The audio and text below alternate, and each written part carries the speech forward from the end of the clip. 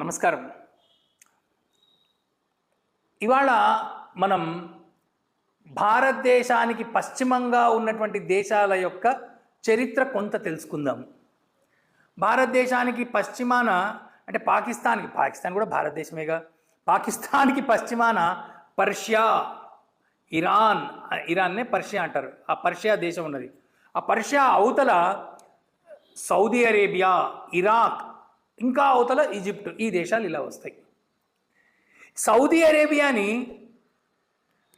ఒక 1000 సంవత్సరాలు 2000 సంవత్సరాల క్రితము కేదార్ అని పిలిచేవారు. కేదార్, ఈ ప్రస్తావన బైబిల్లో వస్తుంది. ఈ కేదార్ రాజులు వీళ్ళందరూ నాశనం ఒగ్గాక అని ఒకటి శపించాడు అని ఉన్నది. ఎజికీల్ అనే దాంట్లోను, తర్వాత ఐసయ్యా, వీటిల్లో ఆ వాక్యాలు ఉన్నాయి. కేదార్ అని సౌదీ అరేబియాని పిలవటం.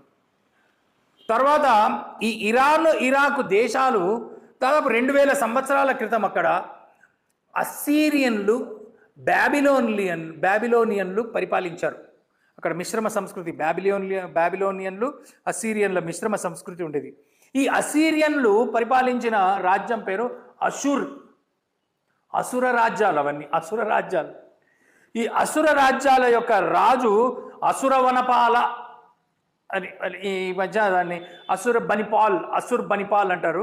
అసుర వనపాల, ఆ అసుర రాజ్యం వాళ్ళ యొక్క, ఇది దాదాపుగా దక్షిణ ఇరాక్, ఈ ఇరాన్ ప్రాంతాల్లో వస్తుంది. వాళ్ళ యొక్క రాజముద్రికలాగా ఒక ఎద్దుని వాళ్ళు స్వీకరించారు. ఈ ఎద్దు బొమ్మలు, తర్వాత ఎద్దు మీద కూర్చున్నటువంటి దేవతామూర్తులు, ఇవన్నీ ఎంత ప్రసిద్ధి అంటే ఇరాన్ దేశము 1971లో 1971లో ఈ ఎద్దు ముఖముని ఒక స్టాంపు మీద, పోస్టల్ స్టాంపు మీద ప్రచురించి ఇది మా దేశ సంస్కృతి, ఇది మా ప్రాచీన సంస్కృతి అని వాళ్ళు ఉద్ఘోషించారు ఈ ఇరాన్ వీళ్ళు. ఆ తర్వాత ఇరాన్లో ఒక స్థలం ఉన్నది. ఆ స్థలము పేరు శివాండ. మరి అది శివాంద అయిందా? ఇది ఆలోచించాల్సిన విషయం. ఏదైతే చరిత్రకారులు లేకపోతే ఈ ఆర్కియాలజిస్ట్ ఉంటారు, త్రవ్వకాలు జరిపేవాళ్ళు, ఇరానియన్లు తమని తాము ఆర్యులం, మేము గొప్పవాళ్ళము అని వాళ్ళు చెప్పుకున్నారు. ఈ ఆర్య శబ్దము వేదాల్లో ఉన్నది. రామాయణంలో సీతాదేవి రాముణ్ణి ఆర్య అని పిలుస్తుంది.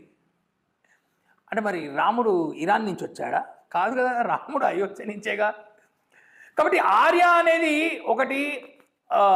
ఒక ఉత్తమమైనటువంటి వ్యక్తి, ఉత్తమ గుణాలు కలిగిన వ్యక్తికి ఈ ఆర్య శబ్దము ప్రతీక. ఇవాళ రేపు మన ఈ చరిత్రకారులు చెప్తున్నట్టు ఆర్యులు ఎవరో ఇరాన్ అవతల నుంచి వచ్చారు, వాళ్ళు భారతదేశాన్ని దండయాత్ర చేశారు. ఇదంతా ఈ ఆర్యన్ ఇన్వేజన్ థియరీ. ఆర్యులు వేరే, మనం ద్రావిడము, వాళ్ళు ఆర్యులు. అట్లా అంటే సీతాదేవి రాముణ్ణి ఆర్య అని సంబోధించిందంటే సీతాదేవి ద్రావిడ స్త్రీయా? మరి రాముడు ఆర్య, సీతాదేవి ద్రావిడ. ఇదొక అభూత కల్పన. బ్రిటిష్ వాళ్ళకి అర్థమైనటువంటి మిడిమిడి జ్ఞానంతో ప్రవేశపెట్టిన చరిత్ర యొక్క పాఠమది. మరి ఆర్యులు తెల్లగా ఉండాలి, రాముడేమో నల్లగా ఉంటాడు, నీలమేఘ శ్యాముడు. కృష్ణుడు ఆర్యదేవుడు అని అన్నారు, మరి కృష్ణుడు నల్లగా ఉంటాడు. మరి ఇది ఎట్లా సరిపోతుంది? వాళ్ళ రంగుకిందు వాళ్ళ ఆర్య శబ్దానికి ఆ మిస్ మ్యాచ్ ఎట్లా అవుతుంది? కాబట్టి ఇవన్నీ బూటకమ్ము కథలు. ఈ పర్షియా దేశంలో ఉన్నటువంటి వాళ్ళని పార్సీలు అని అంటారు. పార్సీలు ఈ పర్షియా దేశం మీదకి ఒక 800-1000 సంవత్సరాల క్రితము అరబ్ ముస్లింలు దండయాత్రలు చేశారు. పాపం అక్కడ రాజులు చాలా కాలం ప్రతిఘటించారు, కానీ రాజులు ఓడిపోయారు, వాళ్ళందరూ చంపివేయబడ్డారు. ఆ సమయంలో పర్షియా దేశంలో ఉన్న పార్సీలు తమ దేవీ దేవతలు, ముఖ్యంగా వాళ్ళ అగ్నిని పూజిస్తారు. ఆ అగ్నిని తీసుకొని వాళ్ళు భారతదేశం పారిపోయి వచ్చారు. అలా పారిపోయి వచ్చినటువంటి పార్సీలని ఇక్కడ రాజులు రక్షించి మీరు గోహత్య చెయ్యకూడదు, మీరు ఆవు మాంసం తప్ప మిగతావన్నీ మామూలుగా తినవచ్చు, మామూలుగా మీ ఆచార వ్యవహారాలు పాటించుకోవచ్చు అన్నారు. అట్లాగా గత 1000 సంవత్సరాలుగా పార్సీ భాష వాళ్ళు, పార్సీ జాతి వాళ్ళు మన భారతదేశంలో నివసిస్తున్నారు. వాళ్ళు ఇక్కడ హాయిగా బతుకుతున్నారు. వాళ్ళ పార్సీ సంప్రదాయాల్ని పాటిస్తున్నారు. నేటికి వాళ్ళ అగ్నిదేవుణ్ణి, అగ్నిని పూజ చేయడం అదన్నీ చేస్తున్నారు. హోమీ భాభా అనేటువంటి మన న్యూక్లియర్ బాంబులకి మొట్టమొదటి సైంటిస్ట్ ఆయన హోమీ భాభా. దాదాభాయ్ నౌరోజీ, కాంగ్రెస్ స్వాతంత్రం రాకముందు కాంగ్రెస్కి ఆయన ప్రెసిడెంట్. మేడం బికాజీ కామా, ఆవిడ ఒక స్వాతంత్ర సమరయోధురాలు. తర్వాత జంషెడ్జీ టాటా, రతన్ టాటా, గోద్రేజ్, వీళ్ళందరూ కూడా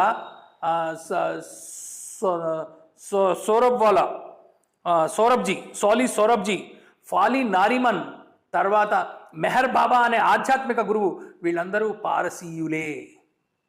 భారతదేశంలో హిందువులతో ఐకమత్యంగా ఉంటూ ఈ దేశంలో కలిసిపోయినటువంటి వారే పారసీయులు. ఆనాటి పారసీ సంస్కృతిని పరిరక్షించుకుంటూ భారతదేశంలో ప్రశాంతంగా నివసిస్తున్నారు. సరే, మళ్ళీ మనం మన మధ్యప్రాచ్యం అంటే మిడిల్ ఈస్ట్, ఈ మధ్యప్రాచ్య దేశాల గురించి మనం కొంత తెలుసుకుందాం. తర్వాత ఈ ఇరాక్ ప్రాంతంలోనే కుర్దులు ఉన్నారు. కుర్దులు వీళ్ళ భాషలో సంస్కృత పదాలు ఉన్నాయి, మనం వాడము. కానీ కుర్దుల భాషలో నీళ్లు కావాలనుకో ఆపహ అని అంటారు. వాడేది ఆపహ అనేది సంస్కృత పదము. ఆపహ అంటే నీరు. ఈ సంస్కృత పదం కుర్దు భాషలోకి ఎట్లా పోయిందండి?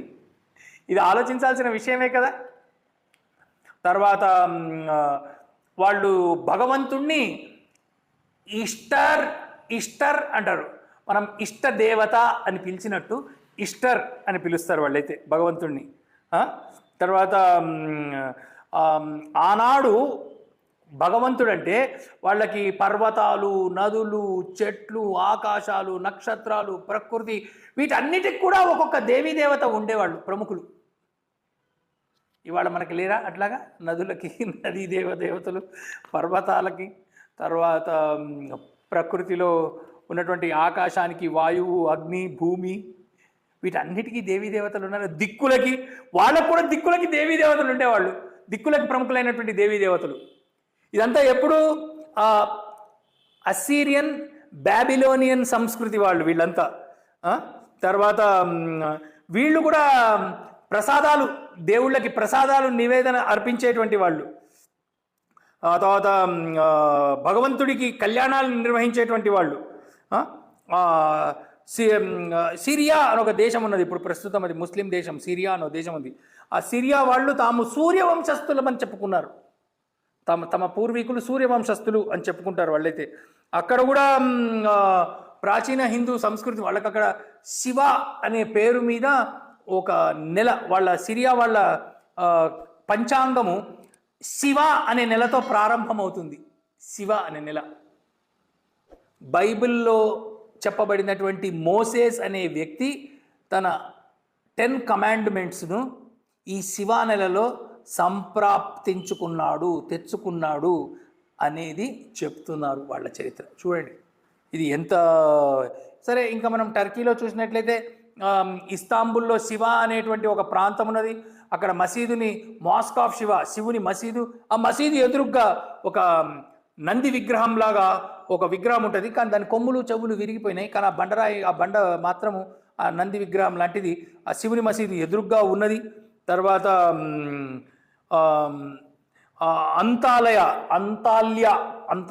అంతాలయ, సంషాన్, హరన్, ఈ ప్రదేశాలన్నీ మనము టర్కీ దేశంలో చూస్తూ ఉంటాము.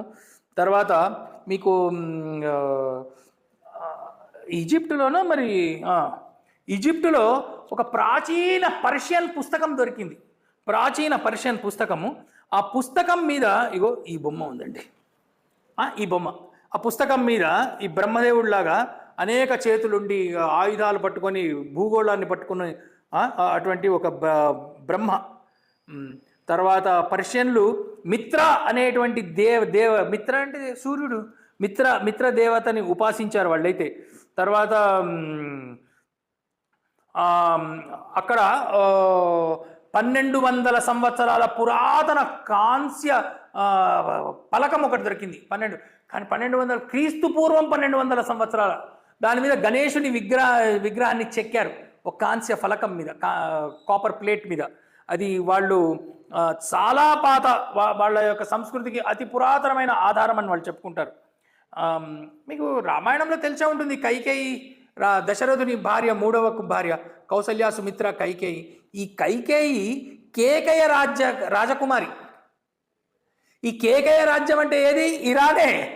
ఈ పర్షియానే కేకయ రాజ్యం అని పిలిచారు మన వాళ్ళు. ఈ కేకయ రాజకుమారి కైకేయి. మీరు పర్షియన్ భాషలో పదాలు చూడండి. ఇక్ ఒకటి, దు, సి, చహర్, పాంజ్, షు, హప్త, సప్తకి హప్త అన్నాడు. హస్త, హస్త, అష్టకి హస్త, నహ్ నవ, దహ్ దశ, క్షతర్ క్షత్రియ, రాజుకి క్షతర్ అన్నాడు. క్షతర్, మంతర్ మదర్, పితర్ పితృ, గౌ ఆవు. ఇలా కనుక మనం చూసినట్లయితే ఎన్ని పదాలు పర్షియన్ భాషలోని పదాలు సంస్కృతం నుండి స్వీకరింపబడ్డాయో, లేకపోతే సంస్కృత పదాల యొక్క వికృత రూపమే పర్షియాలోకి చేరినాయో మనం చూడవచ్చు. ఈ విధంగా చూసినట్లయితే భారతీయ సంస్కృతి ఈ మధ్యప్రాచ్య దేశాల మీద అత్యంత అధికంగా ఉండింది. ఈ మధ్య అంటే గత 50-60 సంవత్సరాలుగా అది ఆ సంస్కృతిని వాళ్ళు అరబీ దేశభక్తిగా, అరబీ రాష్ట్రభక్తిగా, అరబీ సంస్కృత ప్రధానంగా వాళ్ళు మలుస్తున్నారు. దాని ప్రభావంలో ప్రపంచవ్యాప్తంగా ముస్లింలు లోనవుతున్నారు అనేది అది ఇంకొక వార్త. సరే, ఆ విషయం చూస్తే కానీ వాస్తవానికి ఇస్లాంకి కానీ మొత్తము అరేబియా దేశాలకు కానీ మాతృక భారతదేశం యొక్క సంస్కృతియే. మీరు గుర్తుంచుకోండి, ఖురాను ఓంకారంతో ప్రారంభమవుతుంది. ఖురాన్లోని మొట్టమొదటి సూర ఓం. వాళ్ళు పలకరు, ఆలామా అని అంటారు, కానీ లా అని అనకూడదు. అరబీ గ్రామర్ ప్రకారము ఆలామా అని వస్తే ఓం అని అనాలి. ఓం. నమస్కారం.